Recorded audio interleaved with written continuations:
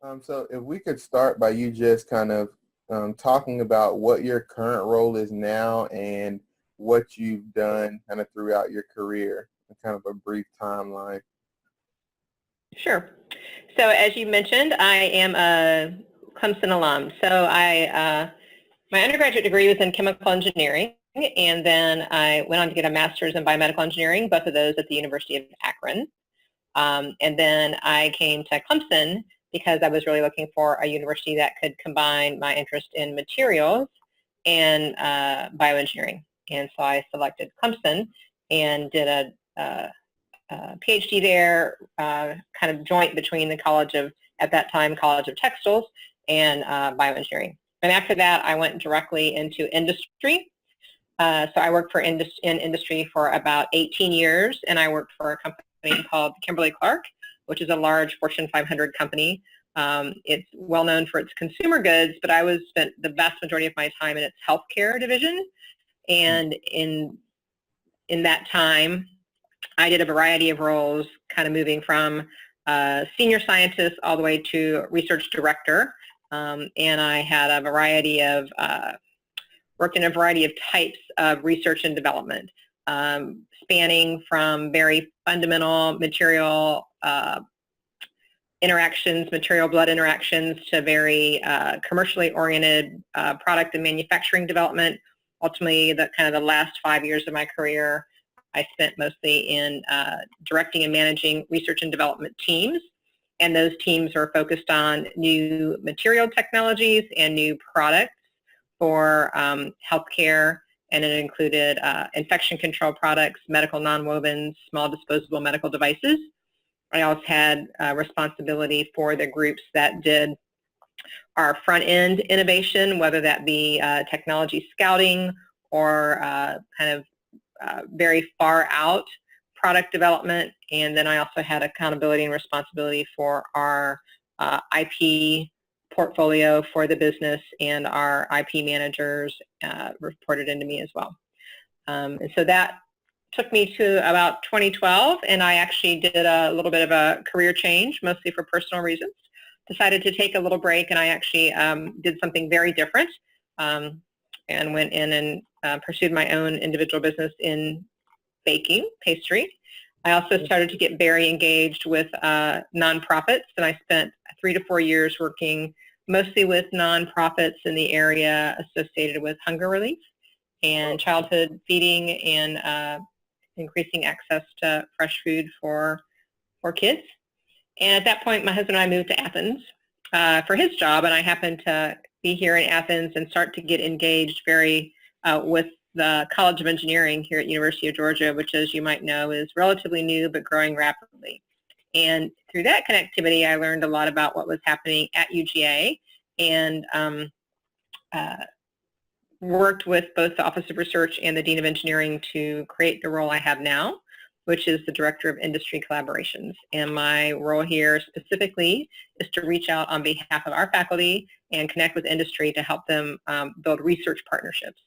And so I spend my days working with faculty, working with companies, and finding ways that we can work together, all targeted at research. And I've been here now for almost exactly 3 years. Great. Yeah, thank you for that introduction.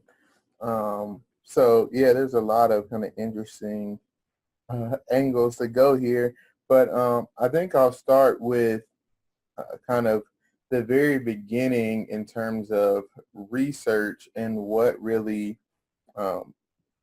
got you started in research. Did you start research as an undergraduate, or did that really start at the University of Akron in your master's program? What kind of sparked your interest in research? Sure, and I actually can pinpoint it exactly. So I was a chemical engineering undergrad, and I was, fine. I did engineering because that's what people did, but I wasn't really all that excited about it. And I was in my third year, and I went to a seminar given at the University of Akron by the back then the Institute for Biomedical Engineering. It was just being formed, and I heard faculty present on his research, and I was immediately hooked. I was very excited about the ability to actually combine my engineering degree with something that I had a much deeper interest in, which was, really taking those engineering principles and applying them to make a difference for, for somebody's health, or in the area of, combining engineering and biology. And so that was my third year, or almost the end of my third year of my engineering undergrad. And at that point, I decided that I would then go on to get my master's, and I started talking to the faculty about getting a master's. I had had no research experience at all before that. I hadn't done any kind of research experience in undergrad. I actually don't even recall it being that much of a push at my university. And it's been a few years, so but I definitely got my interest specifically when I became interested in biomedical engineering as opposed to chemical engineering, and made a choice to get my master's. Great. So you mentioned this briefly, that you started talking to faculty members about pursuing a master's degree. Was that really the primary way that you kind of found out about research opportunities, or were there other things that you did to kind of find out about what the next steps were in pursuing this kind of new area that piqued your interest?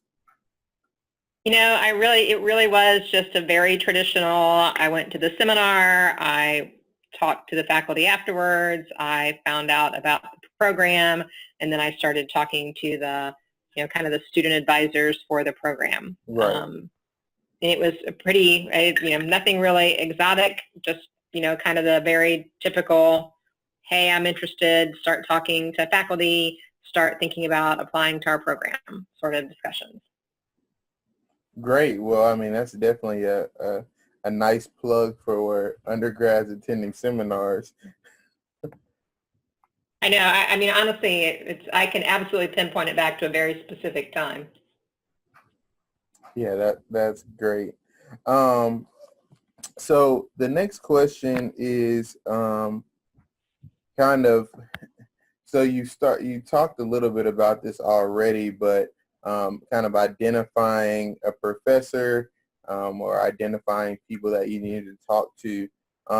But what would you say, and this is kind of a question for kind of your educational career and your professional career, but Sure. what comes to mind when you think about networking as it relates to finding opportunities both professionally and educationally? Yeah, and I would say that's much more driven by my years of industry experience than anything in my educational experience. I mean, networking was, really something that was talked about, almost trained, really ingrained from an industry perspective of that's really a way to grow personally and build your career. So a lot of focus on, how do you network? What's the purpose of networking? Are there opportunities for networking? And so it was really much more associated. I thought about it a lot more. I learned about it. I learned to appreciate it and understand the benefit it could be much more through my industry career versus kind of my education. And now looking back on it, I wish I had understood it and thought about it much more when I was getting my degrees. I could have benefited a lot from knowing what I know now about how networking broadly can really support your growth. Got it. And that kind of, this may not be the answer to that may not be the answer to the next question, but the next question would be, what is the best piece of advice that you received, or that even that you would offer about research? So kind of thinking back to your years as a master's student, as a PhD student, what's some of the best advice that you got and that you would kind of pass along to students? Let me think about that. Yeah, those are Not sure I always got a lot tough of, questions. not sure I got a lot of great advice, and I'm not saying that in a negative way. I just had a really unique situation where I was kind of between departments, and in some ways that was I would not say I had the real traditional, very faculty advisor, graduate student relationship. I was a little bit in an anomaly because I wanted to do something different at the time, and so, luckily Clemson gave me the flexibility to do that, but I'm not so sure that I had as much of a traditional experience as some graduate students have, where this is my faculty advisor and I'm a part of their lab, and I really, I'm very much connected to that person. So I'll Right. put that out there, but just with the thought of saying, I don't remember, honestly, getting lots of great advice when it came to it from an undergraduate and graduate perspective. But I do think, one piece of advice I did get kind of early on was to be really thoughtful about picking what you do your research work in, because some of those early decisions definitely put you in a direction for many years that not that you can't reverse it, but certainly it becomes more challenging, right? So be very thoughtful about picking, at the time, very thoughtful about picking which faculty you work with and what your research project is, because, and don't just pick it because, whatever, if it's your schedule or you like the guy or whatever, you can be really thoughtful about it, because that's going to impact you for a very long time, especially if you're getting your PhD. Right.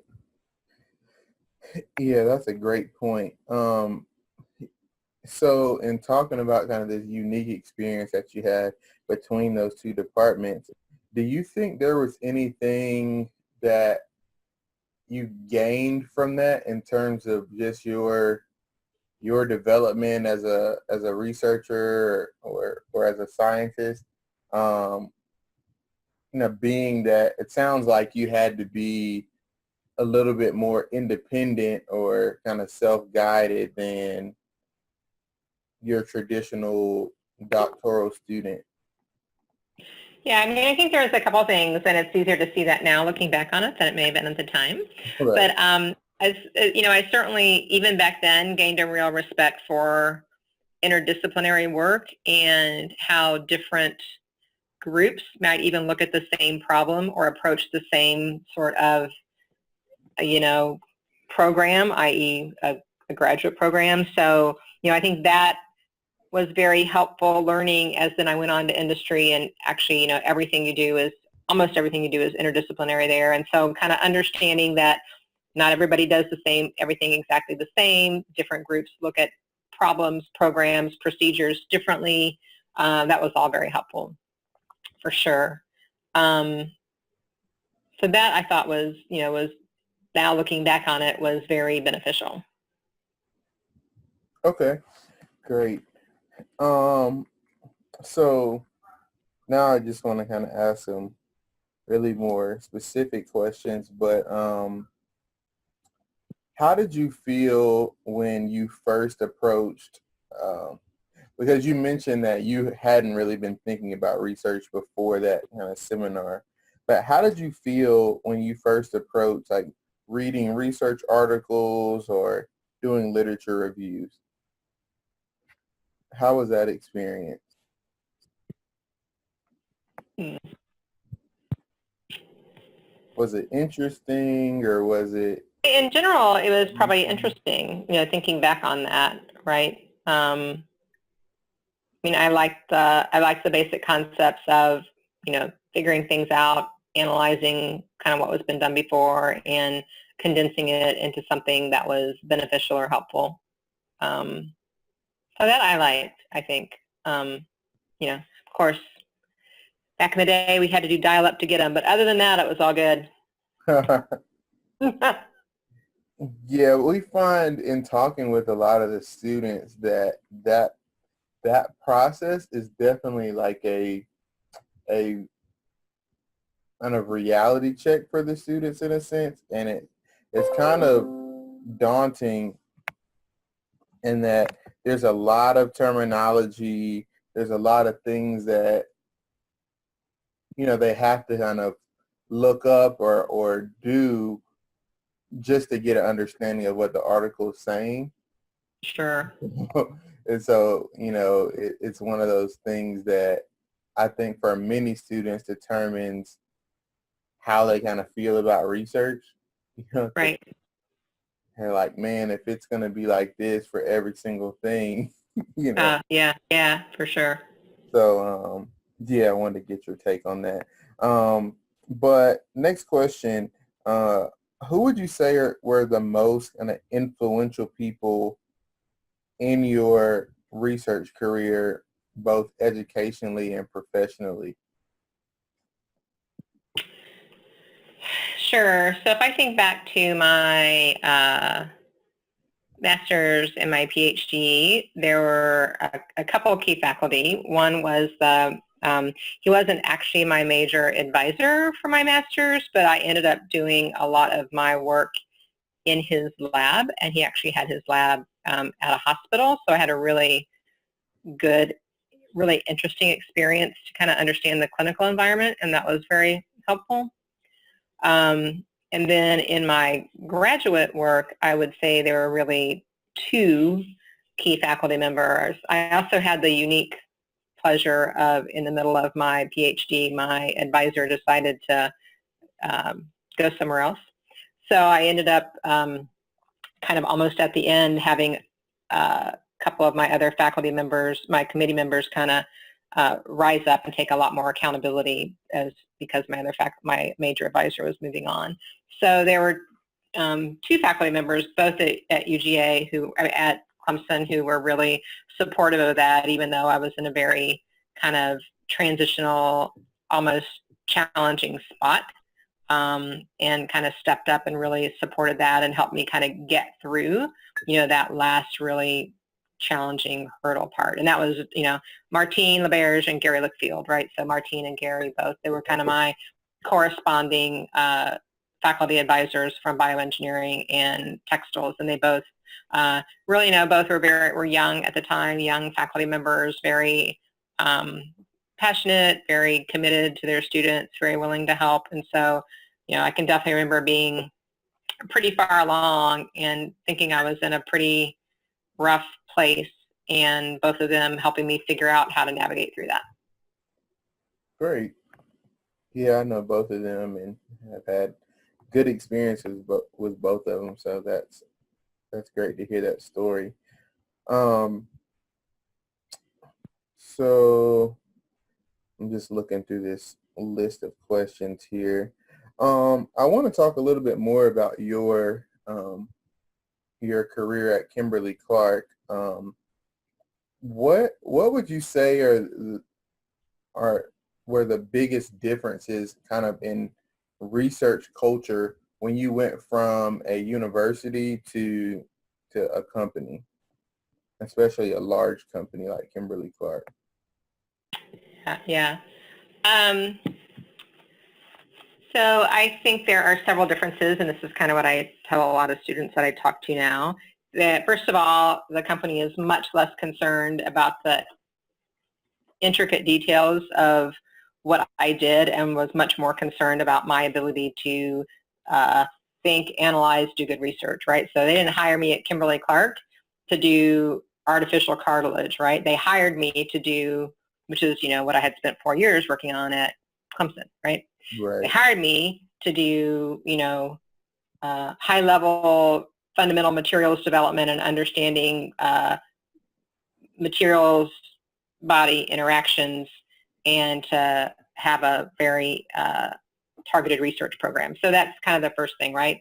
Unless in general, most places aren't hiring you for the, intricate details that you just spent, years and years of your life sweating over. They're hiring you because of your ability to think and your ability to do research. And sometimes that's hard for people to pull out of the weeds and ladder up.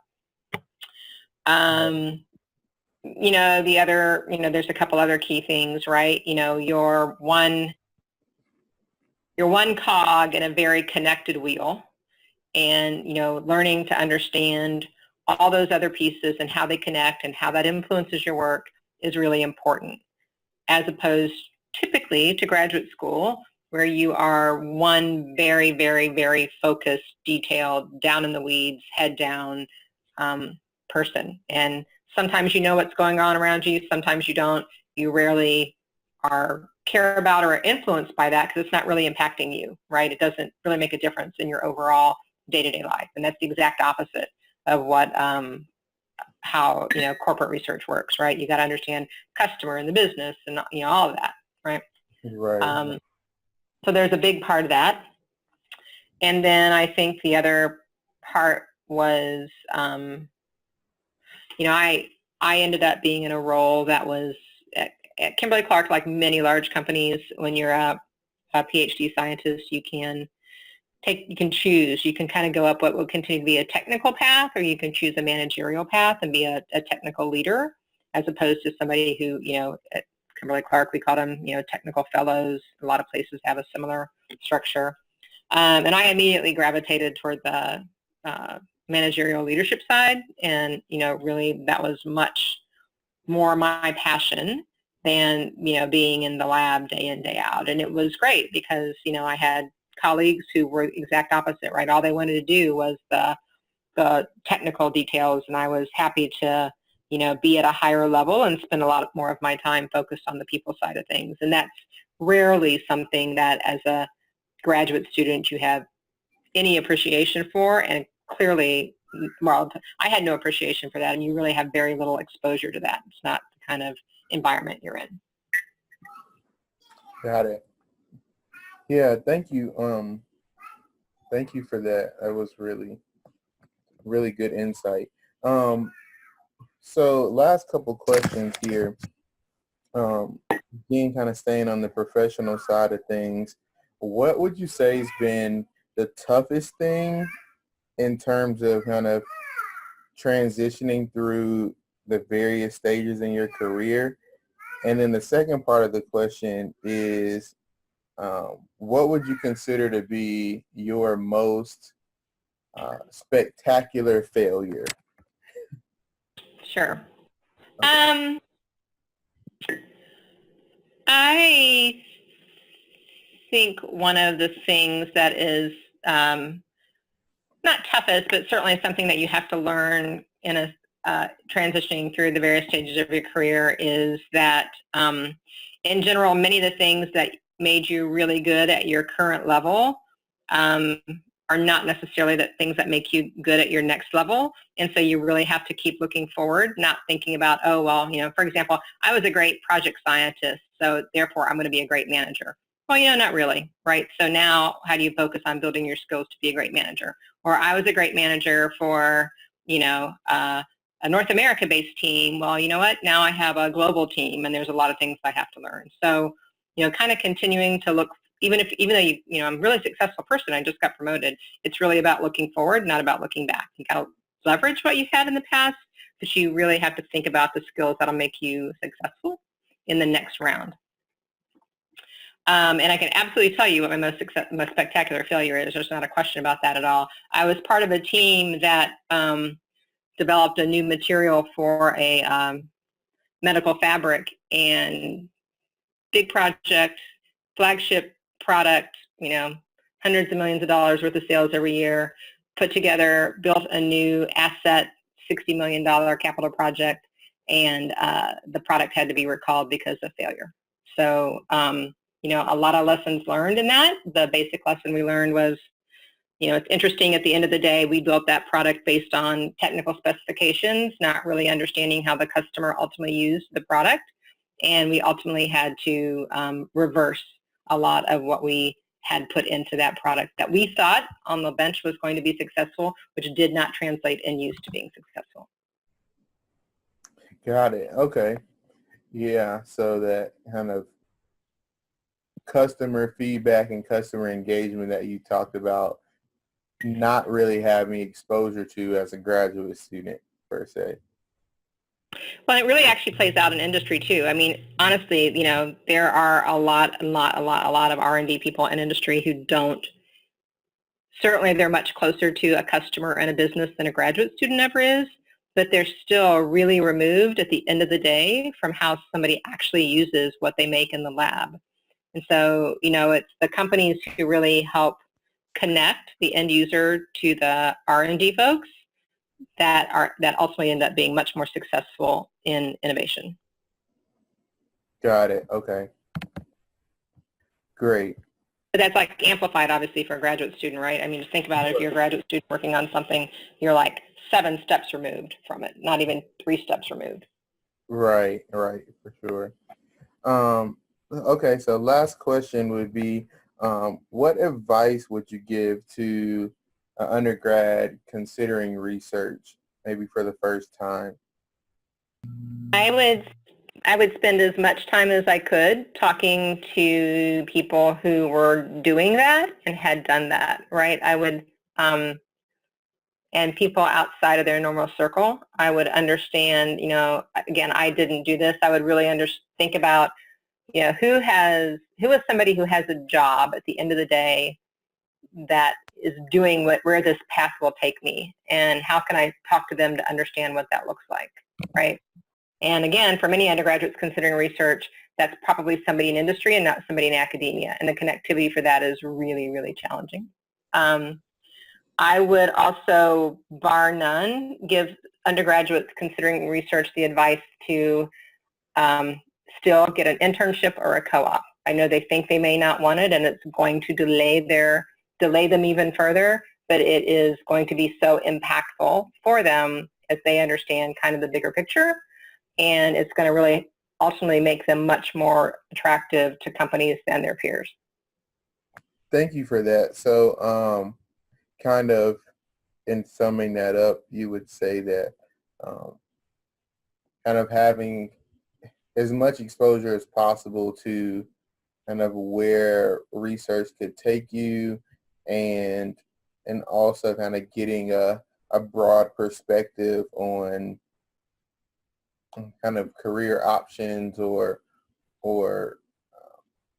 that professional environment would be your ultimate advice. Absolutely.